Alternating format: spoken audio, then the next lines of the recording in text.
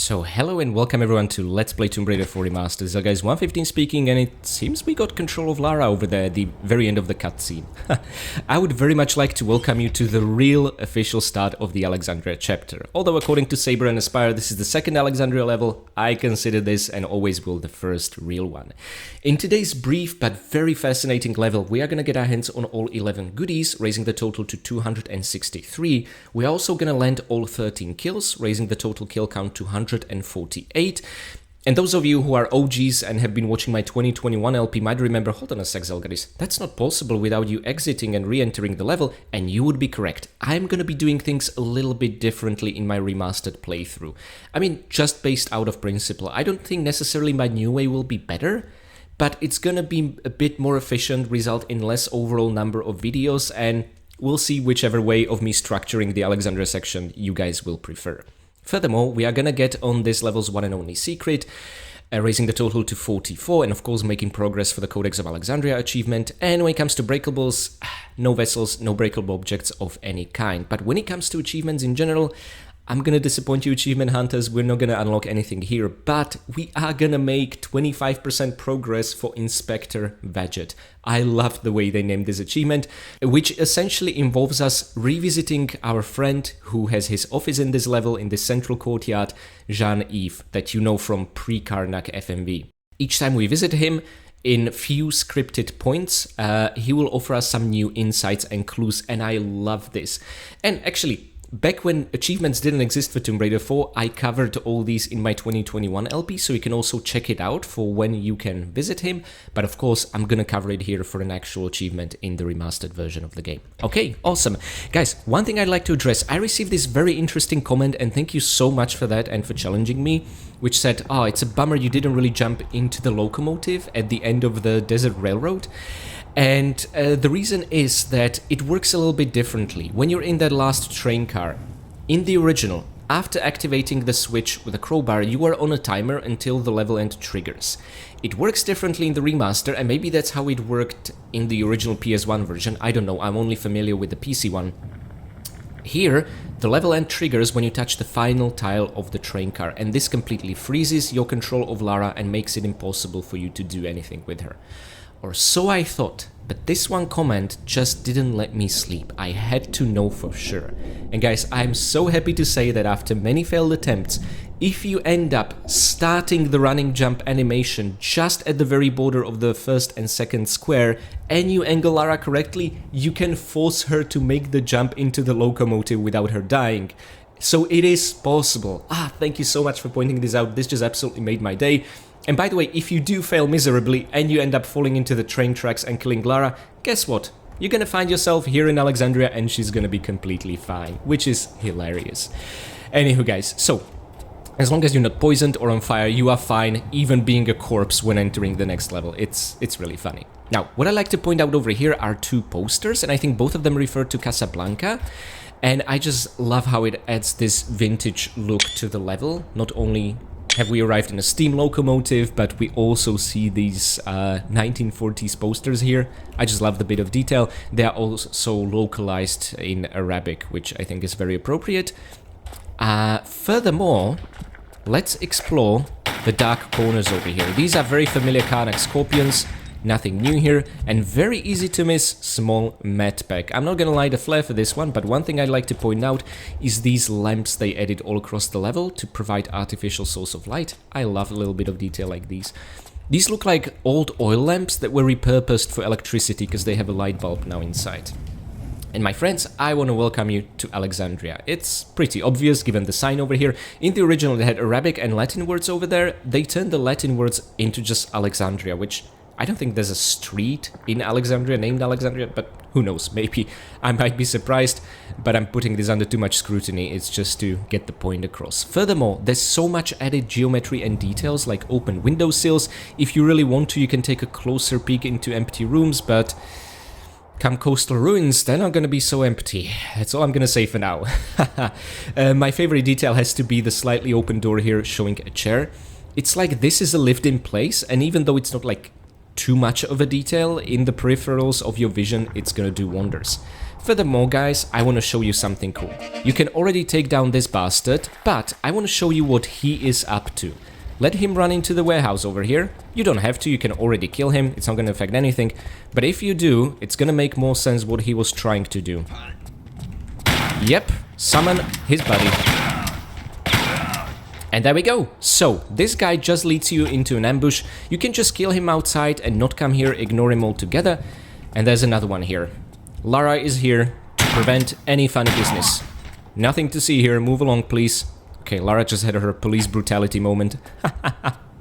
So yeah, optional area with an ambush, none of these guys drop anything. However, if you are playing New Game Plus, be on the lookout for a med pack. That's all I'm gonna say for now. And also there's this graffiti saying todos, which in Spanish means everyone.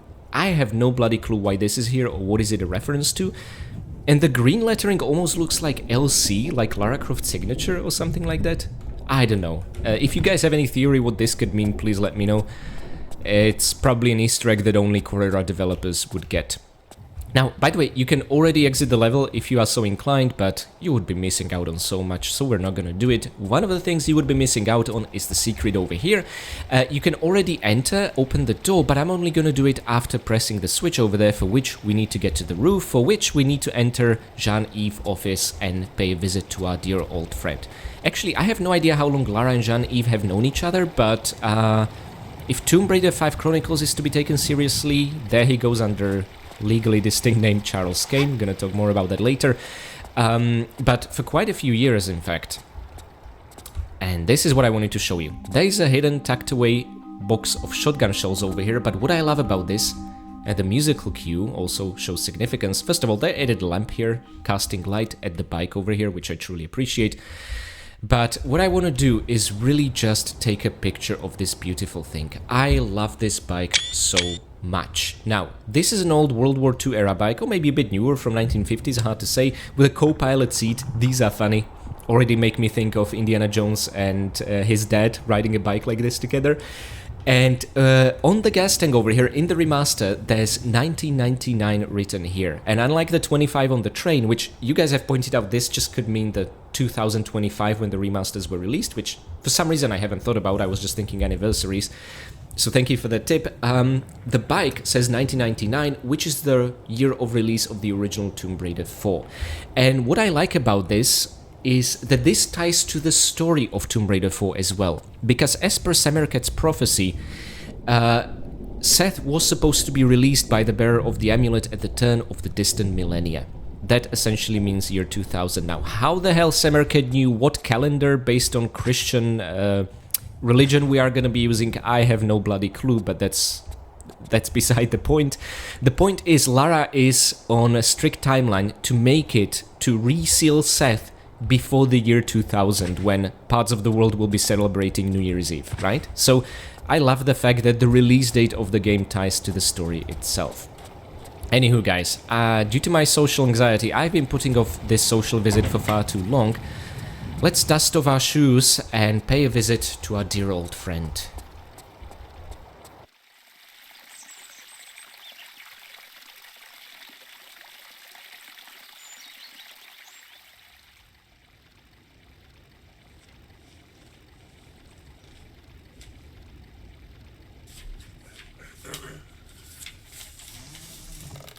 Lara, you are alive.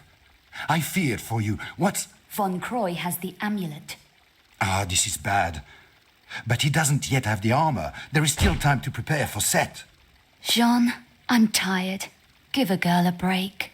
My dear, when all this is over, you can retire. But now we must move swiftly. My men dive in the bay for remnants of Cleopatra's lost palaces. Cleopatra? Yes. She realized the armor's significance and had it brought here. Some was subsequently scattered, but... And where would you recommend I start looking? In the catacombs under Alexandria. My diggers have unearthed chambers connected to the Great Library. This would hold the true location of Cleopatra's palaces. We have yet to find a way in, but you... Take me there. There is a problem. Von Croy. Yes. His dig is expanding, crossing many of my own tunnels. Of course, my men would no longer work when Von Croy's thugs appeared on the scene. Time to introduce myself to Werner's loyal workforce. First, you must get into the catacombs. Von Croy has them completely sealed up, and I fear he will soon have the armor. Over my dead body. This I fear also. I shall wait here for news. Return if you feel I can help in any way. Good luck, Lara. I fear you may need it. I make my own luck. I make my own luck. What a great way to end a great FMV, and a nice reference to our teenage Cambodia Lara, back when she said the very same thing to Von Croy. This game's story knows what it's doing, and it's warming my shriveled Tomb Raider heart.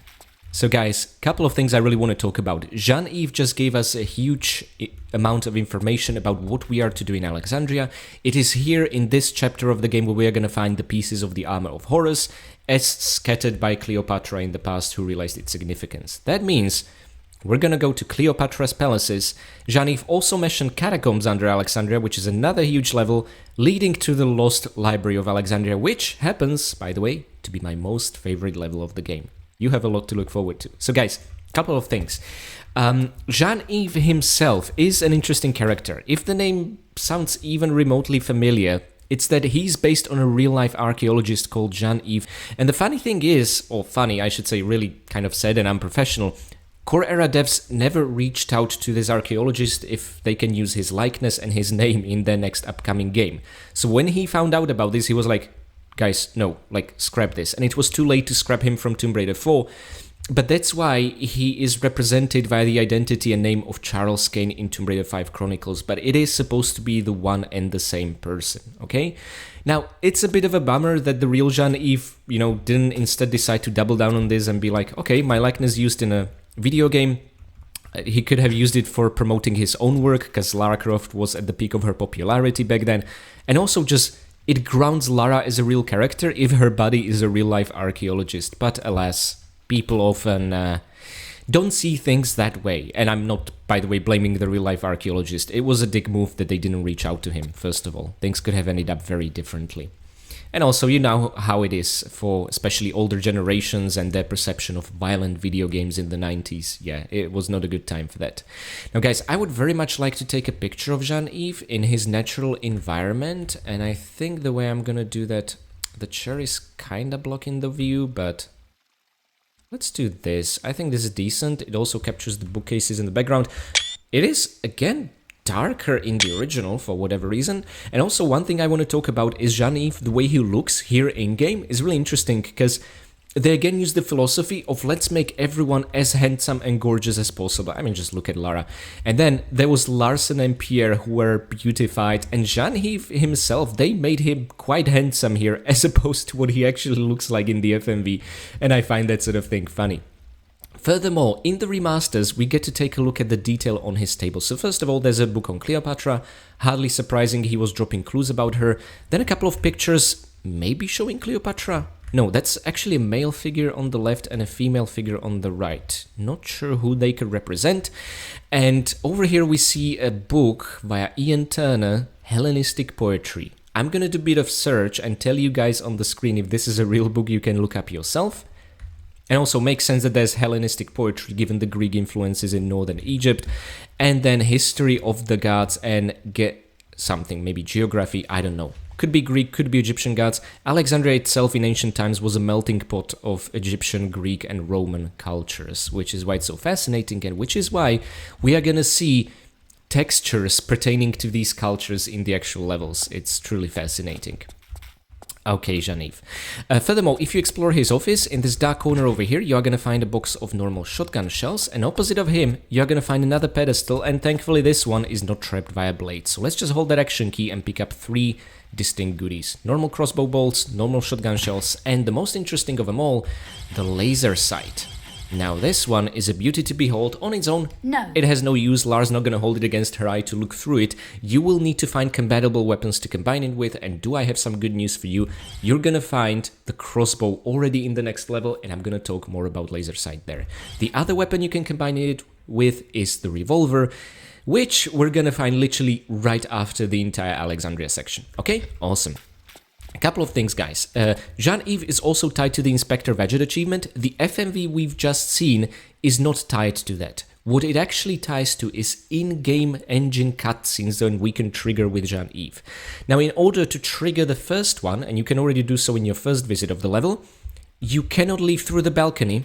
You need to leave through the front door. However, I would nevertheless recommend leaving through the balcony because we'll be ambushed. Oh, and by the way, notice how the window he closed in the FMV is no longer here. I find that funny, but I understand the remasters couldn't really edit in because then you'd have no real way out. And if they were to edit to the side, they would already change the geometry as opposed to the FMV. So it's a bit of a narrative inconsistency with the gameplay. They often come into clash in many games. There was another thing I wanted to mention and I completely forgot what it is, so probably nothing important. Let's finally go out and try not to get ambushed. Now, I have delayed firing at this assassin on purpose because Lara would just be hitting those columns and you'd be wasting bullets. Oh, this guy was a better target for a shotgun, but I did not expect him to come to us so quickly. But hey, covering behind a corner reduces the damage we take. There's gonna be 2 more assassins and we are doing great health-wise. So, Uzi Clips is our reward, and furthermore, I talked about the first secret when we're down there. Again, I love this attention to detail from the remasters. This was actually more obscure in the original. Here, they did away with part of the roof tiles to show you, you should try to shimmy here. I appreciate that.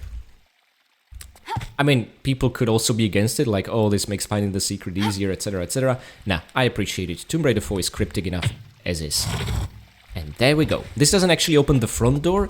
It opens the door behind leading to the actual secret, but before you'll be eager in a rush to get there, wait for it. Take another step. There he is.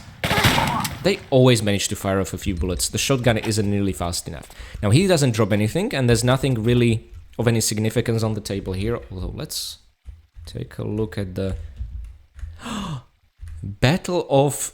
Okay, I cannot read that. Thabalia? I have no idea. But this shows Library of Alexandria burned, and it mentions Caesar turned away in hurry. And oh my god, I really wish the texture work would be better so we could actually see this. But this is referring, I think it was, what, 30 years after Christ or something like that, when the Library of Alexandria burned and Caesar was on the scene. Oh man, this is fascinating.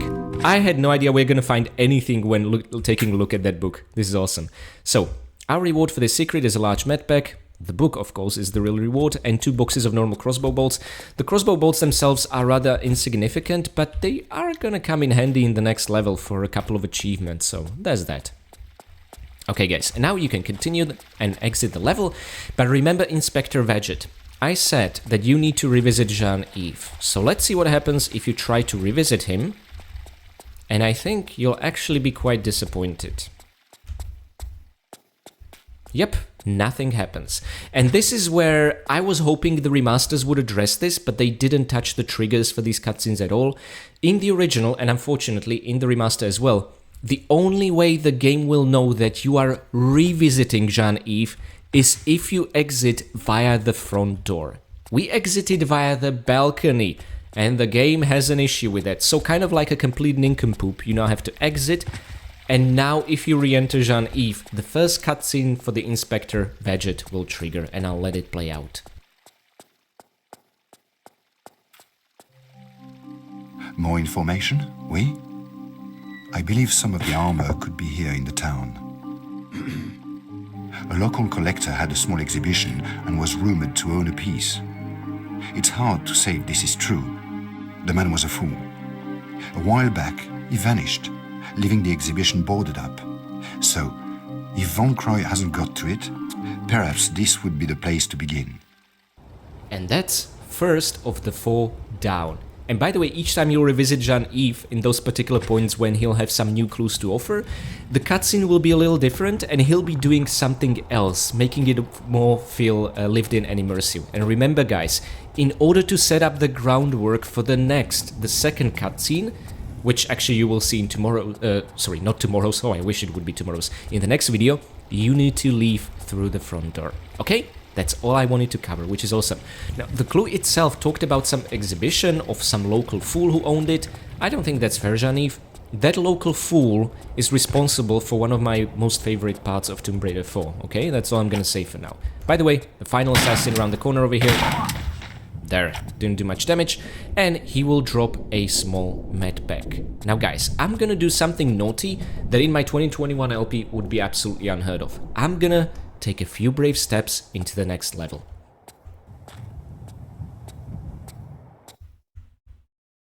Oh, that is a cool loading screen, but I don't want to show you anything from the next level yet. Let's immediately make it back. That is also a cool loading screen. But why did I do this, my friends? In order for us to get the final 4 kills of this level, this is what you need to do to spawn extra 4 scorpions. Now, these 2 will appear as you make it back.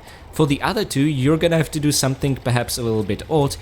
You'll need to enter the entrance hall to Jean-Yves' office and then exit. And there you will see them. These trigger points are just so odd. And there we go, my friends. All items, all one secret, and all enemies of Alexandria taken care of. By the way, if you want, you can revisit Jean-Yves again, but you will have no new cutscene for Inspector Wadjet, okay? Just want to point that out. We are gonna do that in the next video, because we need to get a particular key item before the next cutscene will appear. So, my friends, on the very last tile of the level, I would like to show you the stat screen. This was Alexandria. We have picked up all 11 goodies, ending up with 263, via exiting and immediately re-entering the level. And by the way, you don't have to do it now, you can also do it in the future, that's fine, but I want to show you how to get everything as soon as possible.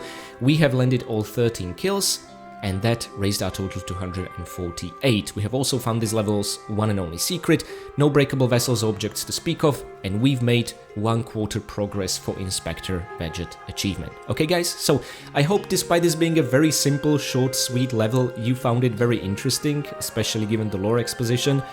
And before I'll see you again, I really want to save the game and say huge thanks to my absolutely amazing patrons. Blangupel, Mick, Severing Drax, Enstickle, Katie Danger, Pooh the 2, Basic Bryony, and Bino. Thank you guys so much for being my little Winstons and for cleaning up Jean-Yves' office, wiping out all the blood and sand that Lara brought in like a whirlwind. Next, I would like to say big thanks to my caretaker Winstons, Michael McConkey, Caravetu, Renegade Derny, Blanket Fox, Jonathan Jones, Dig the Bee, and PD92. Thank you guys so much for your support of the channel and also for cleaning up the crime scene after Lara's show of police brutality, shooting up the graffiti spraying hooligans gang in the warehouse. I would also like to give special thanks to my brave veteran Winstons, Andrea Paviglianiti, Alexander, and Richard Dearman. Thank you guys so much for your valiant support of the channel and also for having the best of intentions today and releasing a cage full of scorpions on the unsuspecting assassins. The only problem being, Lara shot up the assassins before you released the scorpions and then she shot up the scorpions. But hey, this was an excellent plan. And finally, I would like to give one very, very special thanks to my one and only fine vintage Winston, Akira Foxmind. Thank you so much for your long and generous support of the channel, for all your kind comments, and also after a hot summer's day and especially the bumpy journey through the train, sitting us down on a cool summer evening and getting us a ticket to a Casablanca showing in a midnight cinema, a movie literally frozen in time. This is exactly what Lara needed to relax a little. And on a final note, I'd like to say thanks to my free Patreon members as well as to each and every one of you for watching. This really helps to kick the algorithm somewhat, especially since we are at a disadvantage being completely demonetized, but hey, whatever I can do to make as few ads play during these videos, or ideally no ads at all, the better. Furthermore guys, I just really adore the FMV cutscene in this level, it is definitely a highlight. Notice how Lara only speaks in impactful one-liners. She doesn't talk a lot, but when she does, it is memorable. I love this kind of Lara Croft. Furthermore, the line about Jean, I'm tired. Give a girl a break. I can't help but feel this was the core era devs projecting onto Lara after year after year after year of crunch to release these games annually. And I'm just hoping Saber and Aspyr are not going through the same thing, releasing these remasters on an annual basis. If it be possible, take an extra year off, we will wait, and also they will ship in a better patched quality, but alas, the developers aren't the ones making these decisions. Nevertheless, we'll see. I have a strong feeling we might be getting an LAU remaster next year. For now guys, thank you for sticking around for this short but very eventful level, and I'm gonna see you next time in Coastal Ruins. And until that time, I wanna wish all of you happy raiding.